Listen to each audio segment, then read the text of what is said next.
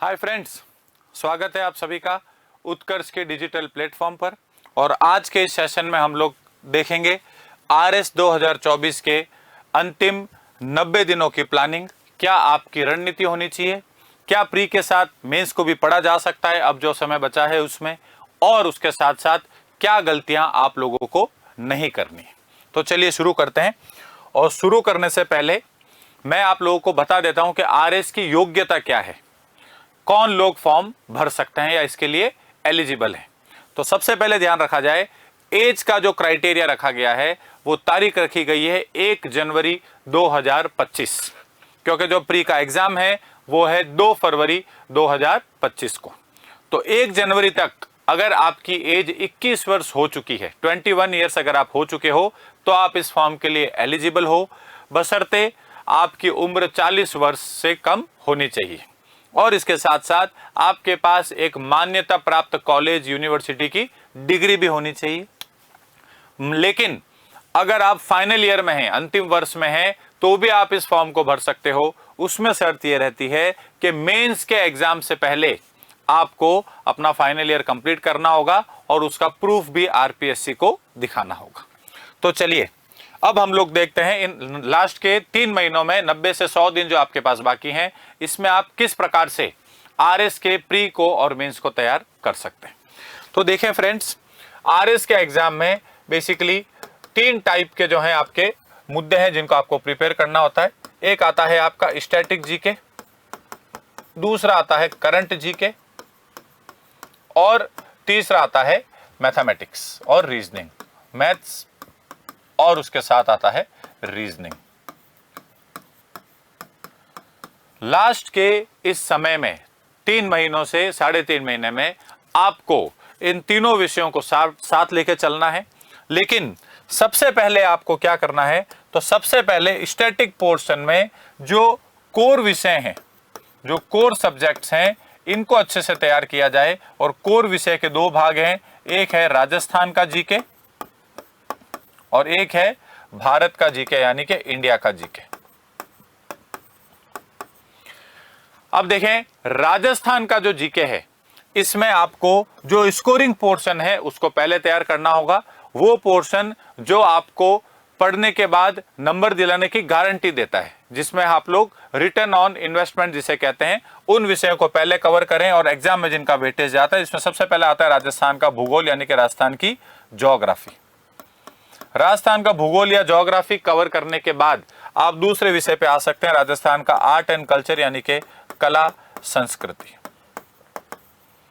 और इसके बाद आप लोगों को पढ़ना होगा राजस्थान का आधुनिक इतिहास यानी कि मॉडर्न हिस्ट्री, आधुनिक इतिहास, मॉडर्न हिस्ट्री। और उसके बाद आप लोग पढ़ें राजस्थान की पॉलिटी यानी कि राज व्यवस्था और इकोनॉमिक्स, राज व्यवस्था, और 5वां राजस्थान का इकोनॉमिक्स। तो ये 5 जो हैं ये आपके राजस्थान के कोर विषय हैं। मॉडर्न हिस्ट्री इसलिए लिखा है, आधुनिक इतिहास से आज की तारीख में जो है प्रश्न ज्यादा आ रहे हैं और ये कंपेरेटिवली प्राचीन और मध्य इतिहास के मुकाबले ज्यादा नंबर दिलाता है। इसके बाद जब भारतीय जीके की बात की जाए तो इंडिया जीके में भी सेम कोर विषय हैं और आपको इन्हीं मुद्दों को पहले तैयार करना होगा। भारत का भूगोल सबसे पहले पढ़ें, उसके बाद पढ़ें भारत की पॉलिटी यानी कि राज व्यवस्था, भारत का आधुनिक इतिहास यानी कि इंडिया की मॉडर्न हिस्ट्री, आधुनिक इतिहास, और उसके बाद भारत की इकोनॉमिक्स यानी कि अर्थव्यवस्था। ये आपके कोर विषय हैं और इन कोर सब्जेक्ट्स को अगर आप अच्छे से तैयार कर लेते हैं तो आरएस के प्री के एग्जाम में लगभग 75 से 85 सवाल यानी कि 75 से 85 क्वेश्चंस आपके अच्छे से अटेम्प्ट हो पाएंगे। एक्यूरेसी अगर आपकी अच्छी है तो आप लगभग 80% सवालों को भी अगर सही करते हैं अटेम्प्ट करके, तो आप जो है 55 से 60 सवाल यहां पे सही कर पाएंगे। दूसरा जो हिस्सा है वो है करंट जीके। अब देखें, करंट जीके के भी 2 पोर्शन है, एक है राजस्थान और एक है भारत, राजस्थान का करंट और इंडिया का करंट। देखें फ्रेंड्स, जो राजस्थान का करंट है ये बहुत ज्यादा नहीं होता है। स्टेट का करंट जो है ये आप बड़े आसानी से हफ्ता 10 दिन अच्छे से अगर लेके बैठे तो कवर हो सकता है। और इंडिया का जो करंट है ये लगभग 15 से 20 दिन का समय मांगता है। करंट को पढ़ने की आपकी रणनीति ये होनी चाहिए कि अंतिम 2 माह में यानी कि दिसंबर और जनवरी के महीनों में आपको करंट जीके पढ़ना है और इन 2 महीनों में कम से कम 2 से 3 बार आप करंट को पढ़ के जाएं। करंट आपको फुल नंबर दिलाता है। करंट जो है पोर्शन वो फैक्चुअल पोर्शन है, वो तथ्यों पर आधारित है, उसमें समझने का ज्यादा आपको स्कोप नहीं रहता है। तो लास्ट के 2 महीने करंट अफेयर्स पढ़ें और लास्ट में इसलिए पढ़ना है क्योंकि आप अगर अंतिम समय में पढ़ेंगे लास्ट के 2 महीनों में तो जितने भी चेंजेस हुए हैं करंट अफेयर्स के मामले में वो सब आपके पास रहेंगे। दूसरा मुद्दा जो आपको ध्यान रखना है करंट अफेयर्स में वो ये कि उल्टा पढ़ें। आप दिसंबर के महीने को पहले पढ़ें, दिसंबर, नवंबर, अक्टूबर, सितंबर इस प्रकार से कवर करें और कम से कम आपको जनवरी 2024 से दिसंबर 2024 तक का करंट कवर करना है, यानी कि 1 साल का करंट अफेयर्स आपको कम से कम कवर करना है। और ऐसा इसलिए है क्योंकि आरएस प्री 2023 अक्टूबर के महीने में हुआ है, तो अक्टूबर में अगर एग्जाम हुआ है तो वहां से करंट आपके सिलेबस में है। बट अक्टूबर, नवंबर में जो है राजस्थान में आचार संहिता भी थी, चुनाव वगैरह भी थे, तो ज्यादा कुछ हुआ नहीं है नवंबर दिसंबर के माह में। तो आप बड़े आराम से जनवरी 2024 से दिसंबर 2024 तक इस करंट को कवर करें, राजस्थान का भी और भारत का भी। और ये जब करंट अफेयर्स आप करें, इसको उल्टा पढ़ें, अंतिम 2 महीनों में पढ़ें, आपका करंट अफेयर्स तैयार रहेगा। करंट अफेयर्स का एक बड़ा हिस्सा है इकोनॉमिक सर्वे, जिसको राजस्थान में इकोनॉमिक रिव्यू कहा जाता है, यानी कि आर्थिक समीक्षा। और इकोनॉमिक सर्वे को अच्छे से पढ़ा जाए। ये कम से कम आपके एग्जाम में 12 से 15 सवाल जो है इसके एग्जाम में आएंगे और अगर इसको अच्छे से पढ़ लिया जाए, 3 से 4 बार इसकी रीडिंग करेंगे तब याद होगा, उसके बाद ही आप लोग इसके क्वेश्चंस को अटेम्प्ट कर पाएंगे। इकोनॉमिक रिव्यू आर्थिक समीक्षा एक ऐसा डॉक्यूमेंट है जो प्री, मेंस और इंटरव्यू तीनों स्टेज में आपके साथ रहेगा। अगले वर्ष यानी कि 2025 में प्री के एग्जाम के बाद इकोनॉमिक रिव्यू नया आएगा, मगर उसमें मोटी मोटी बातें सेम ही रहती है। तो आप इस बार वाले रिव्यू को अच्छे से पढ़ें, वो आपके मेंस तक काम आ जाएगा और इंटरव्यू में भी काम आएगा। इकोनॉमिक रिव्यू को अच्छे से पढ़ना जरूरी है, कम से कम 3 से 4 बार, और उसके बाद आप इस पे एमसीक्यूज प्रैक्टिस करें, मल्टीपल चॉइस क्वेश्चंस की प्रैक्टिस करें। ये भी इकोनॉमिक रिव्यू जो है किसका हिस्सा है? करंट अफेयर्स का ही हिस्सा है। अब तीसरा मुद्दा आता है मैथ्स और रीजनिंग। मैथ्स और रीजनिंग जिन सब स्टूडेंट्स का बैकग्राउंड मैथ्स का है, मैथमेटिक्स का है, जो एमएससी, बीएससी, इंजीनियरिंग इस क्षेत्र के हैं या कॉमर्स मैथ्स वाले हैं, उनके लिए मैथ्स और रीजनिंग ज्यादा परेशानी पैदा नहीं करना चाहिए, मगर फिर भी एक बार मैथ्स को प्रैक्टिस करके जरूर जाए। लगभग 20 सवाल आते हैं मैथ्स और रीजनिंग के, आप अच्छे से प्रैक्टिस करके जाएं तो 16 से 17 सवाल आपके सही होते हैं। 1 या 2 सवाल हो सकता है थोड़े से ट्रिकी आए, वो वहां पे उस समय एग्जाम में आप नहीं बना पाए, बट फिर भी आप जो है प्रैक्टिस करके जरूर जाएं। और जो स्टूडेंट्स नॉन मैथ्स और रीजनिंग बैकग्राउंड के हैं, जो आर्ट्स के हैं या बायोलॉजी के हैं या दूसरे सब्जेक्ट्स के हैं, वो ध्यान रखें यही समय है अक्टूबर और नवंबर, इन 2 महीनों में आप मैथ्स रीजनिंग को पढ़ें। रीजनिंग आप पूरी अच्छे से कवर कर सकते हैं, प्रैक्टिस करें, हर टॉपिक पे 10-20 क्वेश्चन सॉल्व करें, अपना हाथ साफ करें उस पे। मैथ्स में अगर आपको ज्यादा डिफिकल्ट लग रहा है, परेशानी आ रही है, तो आप सिलेबस लेके बैठे, और मैथ्स में बहुत सारे ऐसे टॉपिक्स आपको मिलेंगे जो आसान है, जैसे औसत है, एक डीआई का सवाल आता है, डीआई में टेबल आती है या फिर पाई चार्ट आता है, परसेंटेज में दिया हुआ होता है, आपको सिंपल उसमें गुणा भाग करना है। तो इजी पोर्शंस को कवर करें मैथ्स के, सो दैट आप बाकी लोगों से ज्यादा पीछे नहीं जाएं। तो मैथ्स रीजनिंग के लगभग 20 क्वेश्चन हैं और इसमें से 10 से 12 क्वेश्चन जो है वो मैथ्स के हैं और 8 से 10 क्वेश्चन जो है वो रीजनिंग के रहते हैं। ठीक है, तो मैथ्स रीजनिंग को जरूर पढ़ें, और नॉन मैथ्स वालों के लिए यही समय है मैथ्स रीजनिंग को पढ़ने का। मैथ्स के आसान टॉपिक्स को पहले कवर करें, साधारण ब्याज, औसत, डीआई, इस टाइप के आपको 4-5 टॉपिक्स मिलेंगे, सो दैट आप कम से कम 5 सवाल सही करें 10-12 में से। रीजनिंग आप पूरी प्रैक्टिस करें, रीजनिंग में आपके अगर 10 सवाल भी आते हैं तो 8 क्वेश्चन आपके वहां सही हो जाते हैं। हो सकता है एक क्वेश्चन सीरीज वाला आपसे उस समय नहीं बन पाए, बट अगर आप मैथ्स रीजनिंग को छोड़ के चले जाएंगे तो आप बाकी लोगों से 15 से 16 सवाल पीछे हो जाएंगे, और 15-16 सवाल प्री के एग्जाम में कवर करना एंड में बहुत भारी पड़ता है। तो आपको अंतिम 3 महीनों में स्टैटिक पोर्शन को अच्छे से कवर करना है और रिवाइज करना है। एटलीस्ट हर सब्जेक्ट का 7 से 8 बार रिविजन करें। करंट अफेयर्स लास्ट के 2 महीनों में पढ़ना है, दिसंबर और जनवरी में। राजस्थान करंट, इंडिया करंट और इकोनॉमिक सर्वे या इकोनॉमिक रिव्यू, ये 3 मुद्दे हैं करंट अफेयर्स के। और मैथ्स और रीजनिंग आपको अभी ही पढ़नी है डेली, 1 से 1.5 घंटा मैथ्स और रीजनिंग पढ़ें और इनके क्वेश्चंस की प्रैक्टिस करें। लास्ट के लिए नहीं छोड़े मैथ्स और रीजनिंग को, लास्ट में कवर नहीं कर पाएंगे, एग्जाम का दबाव रहता है, एंजाइटी रहती है, नर्वसनेस रहता है और मैथ्स रीजनिंग के उस समय फिर क्वेश्चन सॉल्व नहीं हो पाएंगे, प्रैक्टिस नहीं हो पाएंगे। अब हमारे मन में एक प्रश्न आता है कि अब जब प्री का एग्जाम पास आ गया है तो क्या मेंस की तैयारी हम साथ साथ करें? तो ध्यान रखें फ्रेंड्स कि अगर आपकी प्री की तैयारी बहुत अच्छी है, आपने सिलेबस कवर कर लिया है और आपने प्री के एग्जाम में बहुत अच्छे से रिवीजन भी कर लिया है, तो प्री के लिए आपको लगाने हैं मॉक्स। आप मॉक टेस्ट जरूर दें, एटलीस्ट हर हफ्ते में 1 से 2 मॉक टेस्ट दें और फिर उसका विश्लेषण करें, उसका एनालिसिस भी करें। टेस्ट देने में 3 घंटे लगेंगे मगर उसका विश्लेषण करने में आपका 6 से 8 घंटे का समय जाएगा। हर एक क्वेश्चन के ऑप्शंस को आप एनालाइज करें और उस टॉपिक को साथ साथ तैयार करें और मॉक की अलग से जो है आप कॉपी मेंटेन करें, इसकी कॉपी मेंटेन करें अलग से। ये जो है लास्ट के दिनों में आपको बहुत हेल्प करेगा। लास्ट के समय में आपको क्या करना है, जब एग्जाम में 2 से 3 हफ्ते का समय बाकी हो तो जितने भी आपने मॉक टेस्ट दिए हैं उन सब के क्वेश्चन पेपर्स को वापस रिवाइज करें। एनालिसिस का टाइम अभी है, लास्ट के समय में आप एनालाइज नहीं कर सकते। और रही बात मेंस की, तो अगर आपके प्री का सिलेबस कंप्लीट है तो आप डेली मेंस का एक आंसर प्रैक्टिस कर सकते हैं, एक आंसर डेली।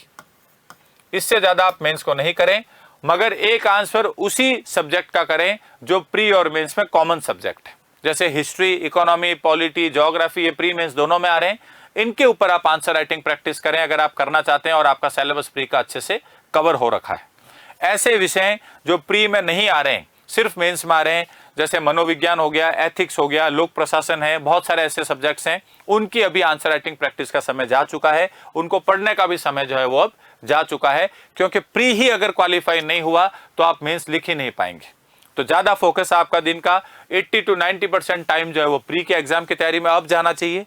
और मेंस के एग्जाम के लिए बहुत अच्छी तैयारी है तो एक आंसर डेली लिखें। अगर आपकी तैयारी अच्छी नहीं है तो अभी आप मेंस को भूल जाएं, आंसर राइटिंग को भूल जाएं और प्री पे ही फोकस करें। मेंस के आंसर राइटिंग आप प्री के एग्जाम के बाद कर सकते हैं, अभी के लिए आप उसे छोड़ दें अगर आपने प्री की अच्छे से तैयारी नहीं कर रखी। जिन लोगों ने रिवाइज कर लिया है अच्छे से वो जरूर एक आंसर डेली प्रैक्टिस करें, मगर उन्हीं सब्जेक्ट्स के जो प्री और मेन दोनों में कॉमन है। अब हमारे सामने अगला प्रश्न आता है कि क्या गलती नहीं करें। देखें, ये समय है क्या गलती नहीं करें उसको जानने का। तो फ्रेंड्स, जो आरएस का एग्जाम है, ये एग्जाम में इस बार कंपटीशन थोड़ा कट थ्रोट है, यानी कि वैसे ही कट थ्रोट कंपटीशन रहता है, गला काट प्रतिस्पर्धा रहती है, मगर इस बार थोड़ा सा कंपटीशन हाई इसलिए है, एक तो नंबर ऑफ वैकेंसीज पिछली बार की तुलना में कम है, 733 कुल वैकेंसीज है। दूसरा, एग्जाम थोड़ा सा जल्दी हो रहा है हर बार के मुकाबले। काफी सारे लोग जो पिछले आरएस के प्री में रह गए थे मार्जिन पे, या जो क्लियर भी कर लिया और जिन्होंने अभी मेंस लिखा है, वो भी इस प्री को जरूर देंगे। और तीसरा इंपॉर्टेंट मुद्दा है, इस आरएस के प्री से पहले काफी सारे एग्जाम्स भी हैं। सीईटी का ग्रेजुएशन वाला एग्जाम हुआ है, 10+2 वाला पेपर है, पशु परिचर का भी पेपर होगा, तो बहुत सारे स्टूडेंट्स की ऑलरेडी तैयारी करी हुई है। तो जो गलती आपको नहीं करनी है वो ये कि आप ऐसा ना करें कि सिर्फ और सिर्फ पढ़ के चले जाएं और एक भी मॉक टेस्ट नहीं लगाएं। मॉक टेस्ट में आप हमेशा ऑफलाइन टेस्ट को प्रीफरेंस दें, प्राथमिकता दें, अगर आपके शहर में ऑफलाइन टेस्ट सेंटर है कोचिंग का तो। अगर नहीं है तो ऑनलाइन का ही ऑप्शन रहता है, बट अगर पॉसिबल हो, संभव हो तो ऑफलाइन टेस्ट लिखें। कारण है एग्जाम ऑफलाइन ही होगा। दूसरी चीज, ऑफलाइन का मैं इसलिए कह रहा हूं कि जो 5th ऑप्शन है ओएमआर सीट में, इसकी प्रैक्टिस करनी जरूरी है। ओएमआर में जो 5th ऑप्शन है, इस पे अगर आपने प्रैक्टिस नहीं की तो आप एग्जाम में टाइम मैनेज नहीं कर पाएंगे।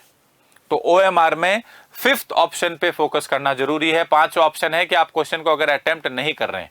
गलती क्या होती है, अगर हम बिना प्रैक्टिस मॉक दिए चले जाएं पेपर देने और वहां पे 5th ऑप्शन को सीधा पहली बार ही देख रहे हैं, तो अगर कोई क्वेश्चन आपको नहीं आ रहा है और आपने 5वें ऑप्शन पे गोला कर दिया और लास्ट में पेपर खत्म होने से 10 मिनट पहले आपको उसका उत्तर याद आ गया, या कोई मैथ्स का सवाल पहले नहीं बना लास्ट में बन गया, तो वो सवाल आप कर नहीं पाओगे क्योंकि आप ऑलरेडी गोला कर चुके। और अगर आप इसको छोड़ दें लास्ट के समय के लिए, तो इसमें एक नियम है 10% से ज्यादा क्वेश्चन जो खाली नहीं छूटने चाहिए। तो लास्ट में जो है आप अंडर प्रेशर रख के जल्दी जल्दी में उल्टे सीधे गोले कर सकते हैं। इसीलिए ये गलती कभी नहीं करें। ओएमआर शीट पे प्रॉपर गोले करके प्रैक्टिस करें। टेस्ट देते समय एग्जाम के भरोसे सीधा नहीं जाएं कि एग्जाम में देख लेंगे गोला कैसा करना है। दूसरी इंपॉर्टेंट चीज है जो गलती नहीं करनी है वो ये है कि आप रिवीजन अगर अच्छे से नहीं करके जाएं। आरएस का जो एग्जाम है ये पूरा का पूरा रिवीजन पर ही आधारित है। आपको हर विषय को प्री से पहले कम से कम 5 से 7 बार रिवाइज करना है और कुछ सब्जेक्ट्स को 8 से 10 बार रिवाइज करना है। आप रिवीजन करेंगे तो ही आपको सब्जेक्ट्स के फैक्ट्स और उसके मुद्दे जो है वो एग्जाम सेंटर पे याद आएंगे।